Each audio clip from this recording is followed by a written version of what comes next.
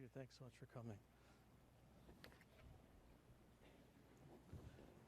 Prime Minister, thank you very much for coming today. We have in the room 500 unionized construction leaders from across the country, coast to coast. Every province is represented, and you first came to this conference approximately 10 years ago. And I was in the audience at the time, and this was before you were Prime Minister, and you committed to this room that you would come back every year regardless of your political fortune. And here you are. You have come back every year. Thank you very much for that.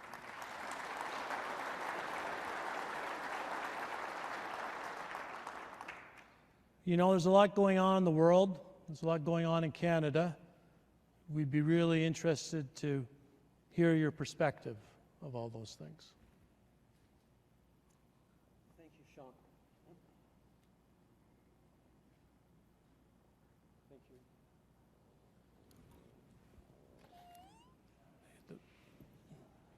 I can speak really loud. No, here, let me see. There we are. There we you are. All now right, it's good. all right, thank you. Excellent.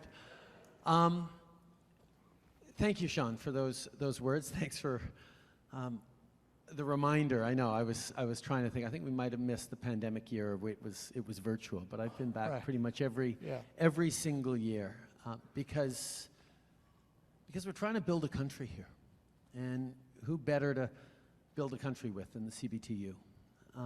You have always been at the heart of our plan to grow the middle class and to create a country that actually works for all Canadians in all the right ways. And from that first day, you've been amazing, amazing partners.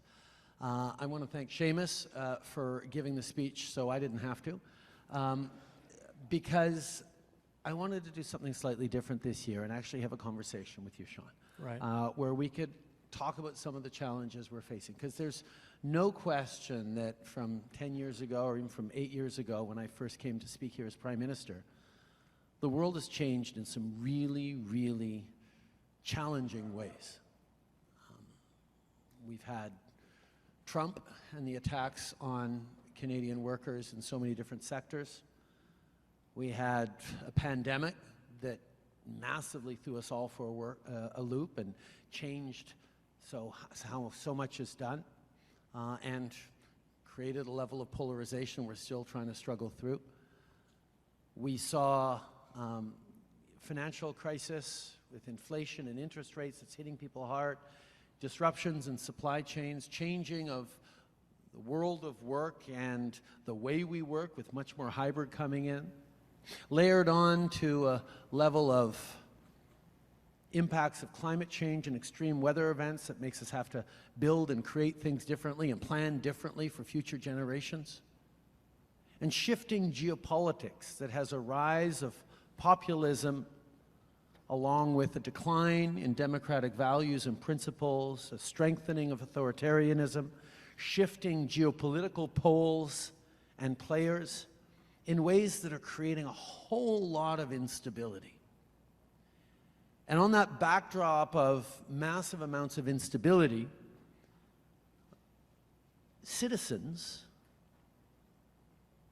are worried about putting food on the table every night for their families, about what kind of jobs are going to be there to carry them through to retirement, and more importantly, what kind of jobs are going to be there for their kids to get out there, work hard, earn an honest wage, support their families, and build the future. Because that's been the promise of Canada always, that the hard work of every generation would leave the next generation with more opportunities to work hard, sure, but to succeed even better than the previous generation. And right now, not just right now, it's been building up for a number of years. I think Trump's election in 2016 was a symptom of that. Right now, that sense of the middle class being able to succeed and thrive isn't as strong as it was before. And more specifically, young people, Gen Zs just starting into the workforce, millennials with young families are looking at things like the housing market and saying, yeah, it may have worked for my parents and my grandparents that you could work hard and buy your own home. Young people are working incredibly hard. They have side hustles. They're doing everything right. And no matter how much they save up, if they even manage to save up because rents are so high, housing ownership just keeps receding faster and faster. And it's been doing that for a few years. So that has left everyone anxious, everyone worried about where the future is going. And into that, the easy answers of populism are very, very good at reflecting back that anxiety and even amplifying anger and dissatisfaction. There's a lot to be frustrated about in the world right now.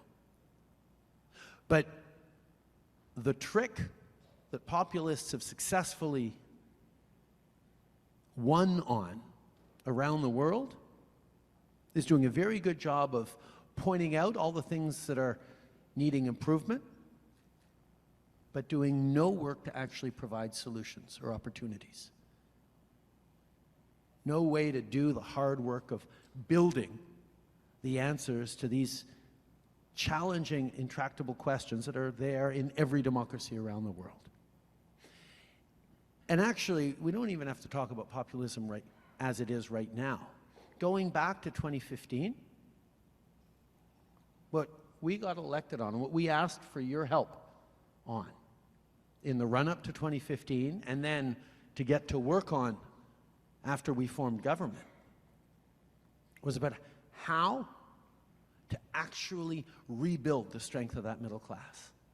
And that's where partnership with labor has been core to everything this government has done.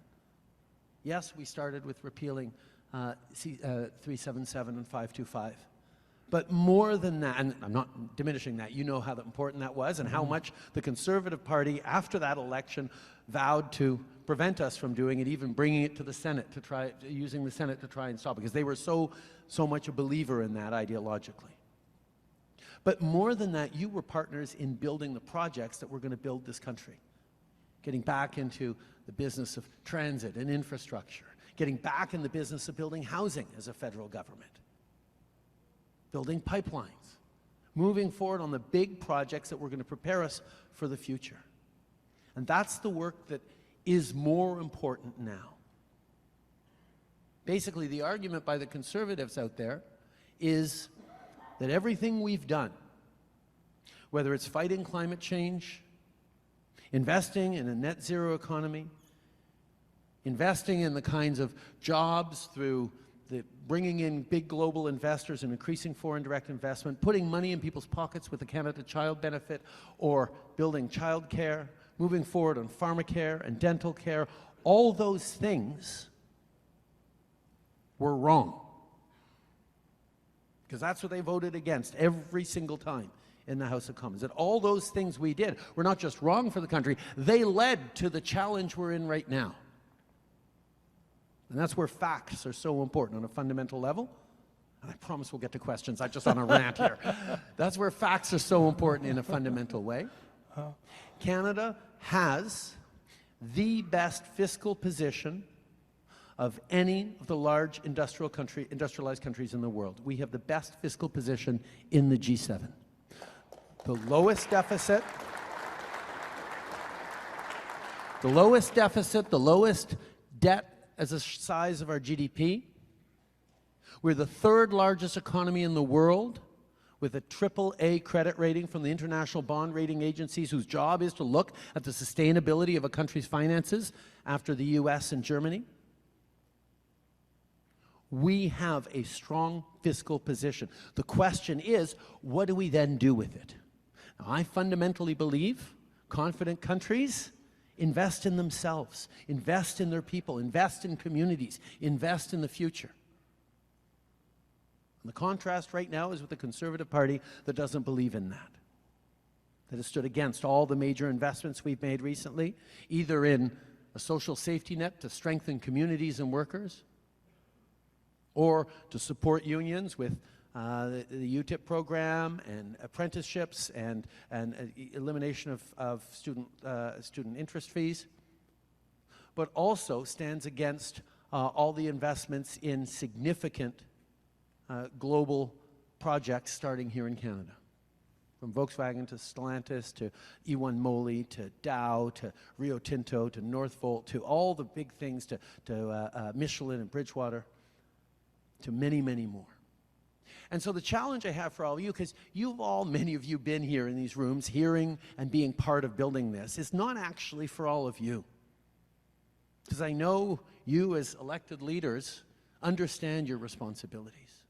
One of the challenges we have is the level of misinformation, disinformation, nonsense out there on social media means that your members are being convinced not to vote in their own interest, but to lash out in anger. And I will continue to try and have reasonable conversations and not fall into the misinformation, disinformation game. I'm not going to try and fit the solution to all our problems on a bumper sticker or in a 7-second TikTok video. I'm going to continue to have real conversations with people. But you all need to be part of those conversations because your members trust you more than they trust any given politician. And your role in making sure Canadians are thoughtful about the kind of future we're building, the kind of country we're building, is more important than it ever has been. And that's why I'm so glad to be here today. Anyway, that's enough of that. Great. Turn to Thank Sean. you. Thank you, Prime Minister. Thank you. So, as you've said and as Minister O'Regan said in his introduction, the amount of achievements that your government has delivered for workers in Canada is quite extraordinary. When you look at the physical reality, the infrastructure investments that you've made, the TMX pipeline, the investment tax credits that are coming forward, this is like the strongest definition of prevailing wage UK in history. This is really going to lift workers right across this country up, create those good paying middle class, mostly union jobs. And that's fantastic, the UTIP funding and everything that you've talked about. But there are some bumps along the way.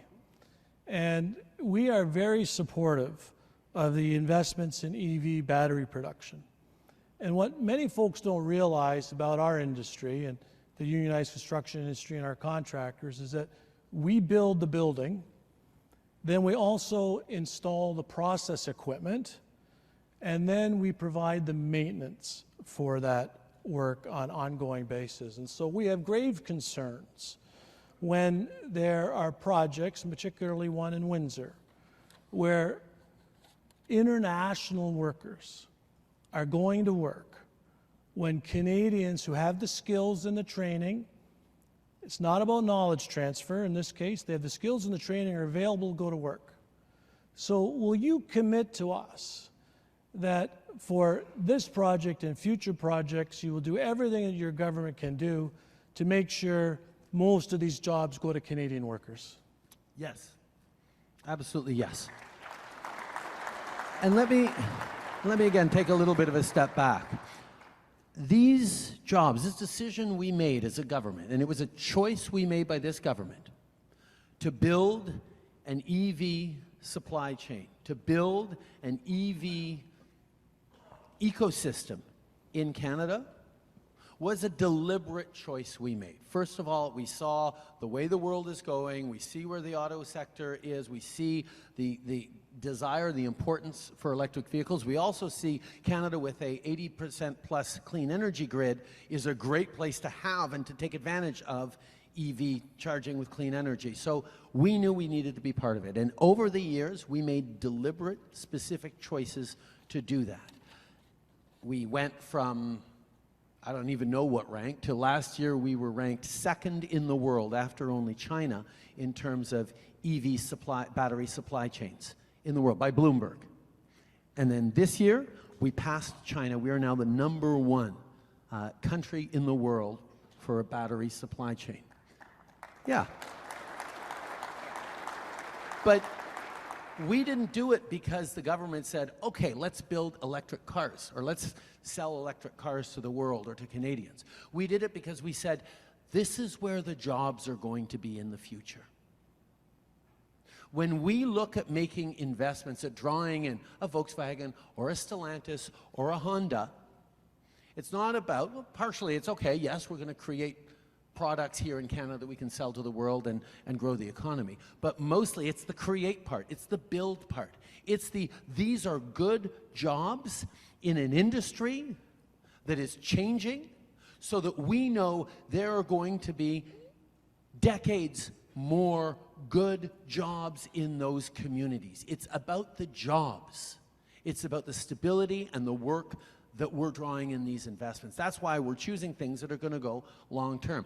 In Hamilton, when I walked around one of the steelmaking plants and talked to people who were third generation, or just in Honda, at Honda last week, talking about the folks who've worked there for 50 years or for 30 years. There were second and third generation Canadians working in those, second or third generation workers at that particular plant for that industry. We're now guaranteeing there will be fifth, sixth, seventh, eighth, ninth generations of workers in these investments because we're doing that. So at the center of our desire to draw in these investments and partnership is to make sure there are good, well-paying jobs for Canadians in a world where jobs and careers are shifting so rapidly, we needed to lock those in. So yes, it's part and parcel of it that we expect that the construction, the installation, the maintenance be done by Canadians as much as is humanly possible. We've been pushing on the plants to make sure that. I know your conversations are going very well with that. And one of the examples is that when we made that announcement with Honda last week, I was told up front, oh, Honda's already working with CBTU to make sure that the installation of the workers, that the build happens by Canadian unionized workers. So that message is through, but we're going to continue to be there to push it. Okay, thank you. That is true with respect to Honda. We've had preliminary conversations, and we're looking forward to signing an MOU, and that's very encouraging. We still have issues with LG, Stellantis, and Nexstar, and we're waiting on formal conversations with Volkswagen. And so we're encouraged by the fact that we're having these conversations with Honda up front before the construction actually starts. And so, you know, we need your government's support and leverage with these foreign direct investments to make sure they make good on their promise to Canada. And not just for production, but to make sure they make good on their promise to Canada to construction workers, to the brothers and sisters in this room. And there's nothing that I would say disturbs a construction worker more. And it's not about a kind of animosity towards a foreign worker. We work along foreign workers all the time in the oil sands, building the plants, in our automotive plants, when they come in to commission the projects and to supervise the projects. But when you have a Canadian worker sitting at home collecting employment insurance in their home community, and there are foreign workers doing his or her work in a plant, that is just completely inexplicable to that Canadian worker. We can't have that happen, Prime Minister. I agree entirely, and we will be there to support you every step of the way. We will be there to lean in to make sure that the intent and the support of the contracts is there. I also want to highlight that this is becoming a larger issue, and it's being amplified by the opposition parties, which is fair game, and we're certainly going to continue to respond and make sure that we all agree that we need to make sure there are as many Canadian workers as possible, if not almost all Canadian workers doing the construction and maintenance and installation. I will highlight, though, that it is something that the Conservatives seem to have latched onto to try and distract from the fact that they actually don't support the Stellantis investment or the Volkswagen investment or the Honda investment. Pierre Poilievre has been very, very cautious about just talking about corporate welfare and not making these investments. So, you know, even as they're supposedly there to worry about workers, they're actually, if they had their way, and certainly if they had been in government and not made the decision to draw in global investment in the EV sector, there would be no jobs, neither installation and construction jobs or production jobs. We had to fight really, really hard to get those investments, to create those jobs and those communities to bounce back. And the Conservatives just shrugged, said corporate welfare. So if you get the chance tomorrow when he's here, ask Pierre Poilievre about actually pronouncing on whether or not he's supportive of those investments, whether or not he regrets the fact that he fought so hard for 525 and 377.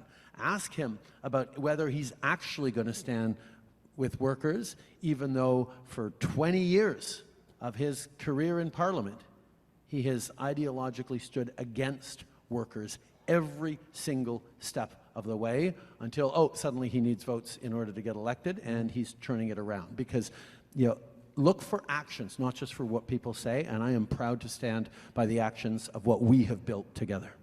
Great, thank you. And we have said publicly, and everyone in this room is very much supportive of these investments in EV supply chain, electric vehicles, and batteries, and Dow Chemicals, and small modular reactors, and hydrogen projects coast to coast. In my presentation later today, we're going to talk about all of that. So we're very supportive of that. We recognize the job creation that it is going to generate for our workers. And in fairness, and I don't want to, unnecessarily pick on one project, but in fairness, in Windsor right now, we do have over 1,000 unionized construction workers building the base building. So we can't lose sight of that, and we are thankful and grateful that we are doing that work. But it becomes a little bit more nuanced when it comes to that process equipment and install. And so I appreciate your pledge to help us fix that. On a related issue is something that we've been struggling with in this industry for a long time, and that is we would say the use of the temporary foreign worker program. And there's recent changes made by Minister Boissonnault that would I would describe it as strengthening the temporary foreign worker program, putting some limits on the number of temporary foreign worker applications for certain industries. But construction was excluded. And we have issues in lower mainland BC. We have issues in Ontario. We have issues in many of our provinces and many of our communities, in addition to undocumented workers, which is another kind of subject. But on the temporary foreign worker file, years ago, I remember when I was a Waterloo Wellington Dufferin Gray Building Trades business manager, the ESDC, I can't remember what it was called back in those days, but they would phone and say, we have a temporary foreign worker application here. How are your union halls? Do you have members available to go to work? And we would give them an answer, and we'd be able to turn them around and use Canadian workers instead of temporary foreign workers. That has stopped now. Our union halls do not get consulted about availability of labor when temporary foreign worker applications are being submitted. Will your government pledge to return to that process where our union halls are consulted about labor availability before a TFW application is granted in construction? No. The temporary foreign worker program has expanded far too much, particularly over the past few years post-pandemic. I know Minister Boissonnault is going to be here to engage with that more directly, but the fundamental principle is jobs should go to Canadians first, period. It's that simple. Yeah. And unions are the easiest and the best way of making sure, not just that Canadians can get those jobs, but that when they get their jobs, they'll be well paid. Unfortunately, we are seeing the use of TFWs as a way of keeping wages low or even driving wages lower. At a time of rising costs, you can understand that that is a pressure that employers are feeling, and that's part of why we've seen a huge spike in the numbers of temporary foreign workers over the past few years. Yes, there's beginning to be a labor shortage in Canada in many different sectors, similar to other advanced democracies around the world. We need to make sure we're responding to that. There will be areas in which we're always going to need temporary foreign workers. Think of certain agricultural industries and things like that. But in places where there are so many young Canadians stepping up to be part of the trades, there are so many people ready to help build the future of this country concretely for years to come. We need to make sure that that program is well calibrated, and that's one of the tasks we've given to Minister Boissonnault, and working with unions will be part and parcel of how we make sure we get that program right for Canada, so Canada can grow with all the workers it's needed, but that those workers be Canadians first, always. Yes, thank you.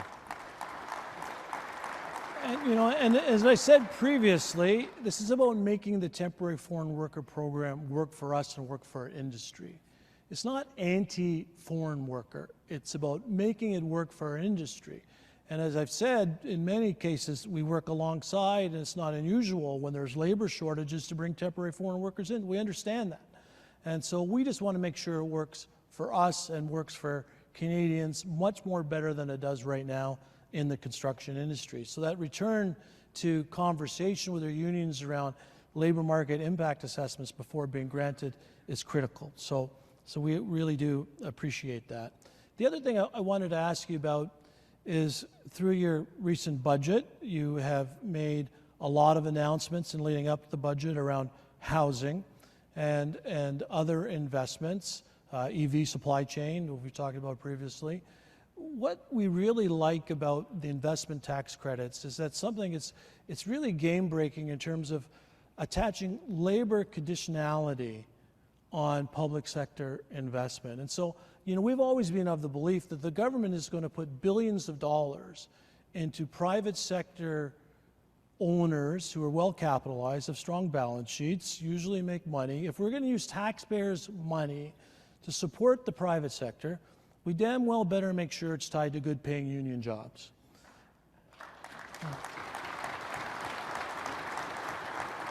And so when you look at these investments in housing, these other investments, will your government consider expanding and entrenching labor conditionality and attach it to government's investment with private sector entities?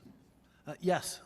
It's a change we made with the ITCs, where we started with, because it wasn't something, surprisingly, that had been done in Canada in the past. So we started with those big projects. If we're investing to build a new nuclear power plant or a new small modular reactor or a new wind power farm or solar, like whatever investments, or even in clean energy or hydrogen or what have you, those are big projects where it's easy to check on utilization of union members or equivalent to union paid jobs to make sure that this public money is going towards creating the good jobs that are going to be enough to sustain families, to sustain communities. We're very much looking at how we expand that, how we make sure that that principle of government ensuring that people get paid good wages, that the fruits of the growth of the economy and the opportunities Canada has be more evenly shared by those who are rolling up their sleeves and doing the work to build that economy and build that future. And that applies to, yes, putting in labor standards and requirements around big government investments for the ITCs, but it also is the principle that links to our replacement worker legislation, which is about making sure that there is strength at the bargaining table to ensure that workers get paid properly and fairly, and that the kinds of negotiations don't get shortcut with heavy hands of advantages for employers. Because ultimately, an employer that is not sustaining the community in which they are anchored are not going to do well for the long term. When the community struggles, eventually the employer will struggle as well. Sometimes the short-term thinking means people are willing to make that bet, but we're not as a government. And that's why we're looking always at the long term, because one of the things, I talked about it earlier, that principle of fairness. The economy doesn't seem fair for far too many people. It doesn't work the way it used to. And this is a phenomenon happening around the world. And that's where, if the system is advantaging, certain groups or certain types of people who are succeeding, inordinately, and everyone else is struggling to get by, the system needs to change. And that's where government has a direct role to play, to make sure that the system is fairer, especially if it's not, particularly for young people right now. And that's the choice we're making. And again, there's a contrast related to the choice Canadians are going to make next year, where you hear Conservatives constantly saying government should step back, get out of the way, allow the free market to settle things out. That's a belief in a kind of trickle-down that has never worked to support workers in their communities, has never built a strong economy for this country. And particularly now, where you have the concentration of capital and wealth in smaller and smaller numbers of Canadians' hands, making sure that the benefits of growth actually accrue to entire communities and to all Canadians and all generations, that does require a government to step up. Step up on things like dental care, step up on things like pharmacare, step up on things like childcare, step up on investments to build affordable housing. Pierre Poilievre was the affordable housing minister in the last government. He built 16 units of affordable housing in the entire time he was minister.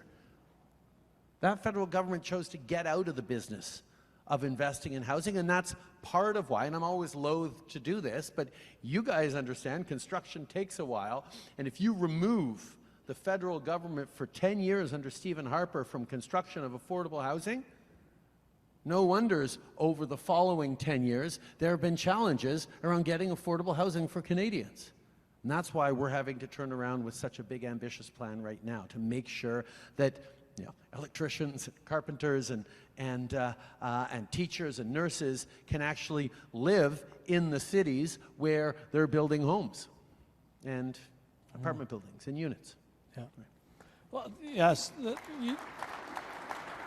that is a huge issue for Canadians, obviously, housing and affordability, and as you said earlier, given rise to a general angst in society and the prospects of the middle class, which in turn has converted itself into populism, which creates challenges for all elected officials. And you've been Prime Minister for 9 years now, and it's not an easy job. I would say it's probably the toughest job in the country, next to maybe a business manager of a local union. But it is, in all seriousness, it is a really tough job, and professionally and personally, you have to take this responsibility on behalf of all Canadians and deal with a lot of things on a daily basis that most average Canadians will look at on the news and say, oh my goodness, like, why do you do this? Why? What drives you, Prime Minister, to continue to do this and get up each and every day and face the day and the day's challenges, which are much different than they were in 2015. I remember you were famously saying about sunny ways, and you know, it's hard to maintain that kind of positivity dealing with everything that you do. So how do you do that? What drives you? Well, first of all, the idea that there are any easy jobs right now in Canada, they're all hard. Everyone is juggling forces and pressures that seem far worse than they were 10 years ago, 20 years ago. Yeah. And that's one of the things that we're all faced with. But that makes both the work more important and the attitude you go into it with more important. I mean, I do have a big advantage in my life in that I watched my dad be Prime Minister, and I didn't know what he was doing day to day. I saw how hard he worked as a 9-year-old, 10-year-old kid can. But as I learned later in life about the things that he did, nobody talks about how hard the budget was in 1976, or the minister that said a silly thing in 1981 that then dominated the news cycle for a week. People talk about the big things. The big things like multiculturalism, the Official Languages Act, the Charter of Rights and Freedoms. These are the things that actually shaped the country for the long term. And the thing that drives me is this idea that we are in a moment right now, and everyone feels it, where the world is changing faster and more radically than it ever has before, perhaps other than the years following World War II, when there were deep, deep shifts in the way our societies worked and how the world organized itself. And there is certainly less intentionality than the construction of global institutions that followed World War II. Right now, everything's coming at us, from climate change to AI, to populism, to a rebalanced global order, to authoritarianism, to weaponization of trade, to changing nature of the energy mix, to the changing nature of work. Everything is changing. And what we decide as a country matters deeply and will matter. What we decide now will shape the next 10 years, the next 50 years. And not just of Canada, but of the world. Right now, there are choices being made by citizens around the world to go in different directions, to address and solve the challenges or to push them off for a few more generations. When you think of climate change, when you think of investments in education and childcare. And this moment right now is one that I am inspired by every time I speak with Canadians and have a real conversation.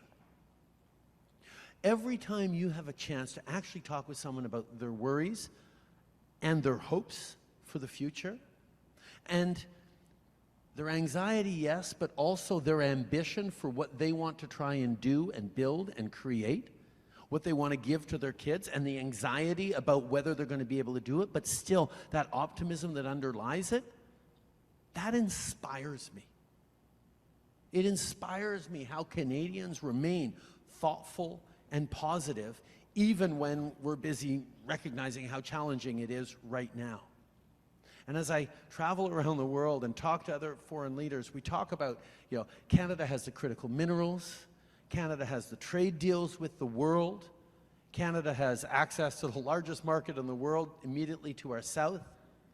We have world-class research institutions and universities. We have super innovative, scientists looking at all the next wave of whether it's robotics or AI and how that's going to improve the lives of workers and not replace workers. As we look at quantum computing and how that's the next level on everything, as we have, look at our social safety net. But fundamentally, as we look at Canadians themselves, best educated in the OECD, a reliable workforce that shows up to build stronger communities, look out for our neighbors.